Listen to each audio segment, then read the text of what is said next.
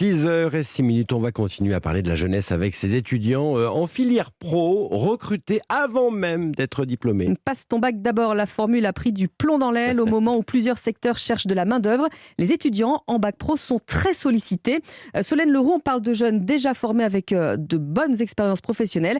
Les patrons leur mettent la pression, quitte à leur faire oublier le diplôme. C'est vraiment dommageable parce qu'il faut que les jeunes aillent jusqu'au bout de leur certification, obtiennent le diplôme. L'appel d'Olivier Beaufrère, proviseur dans l'Essonne, il observe ce phénomène depuis quelques années qui s'est accentué depuis le premier confinement.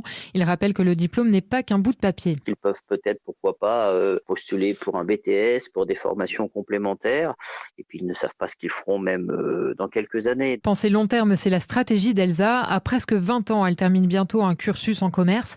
Après un stage dans un magasin de chasse et loisirs, le patron a voulu l'embaucher en CDI. Ça a été compliqué de refuser, mais elle n'a pas cédé. J'ai beaucoup réfléchi, j'ai beaucoup hésité aussi parce que ça s'est vraiment très bien passé. J'ai bien aimé l'entreprise, j'ai bien aimé aussi ce job. Mais bon, après réflexion et après avoir beaucoup parlé à plusieurs personnes, le mieux, c'est quand même d'être diplômé. Pourtant, des secteurs où la pénurie de main-d'œuvre est forte n'hésitent plus à mettre les jeunes dans l'embarras.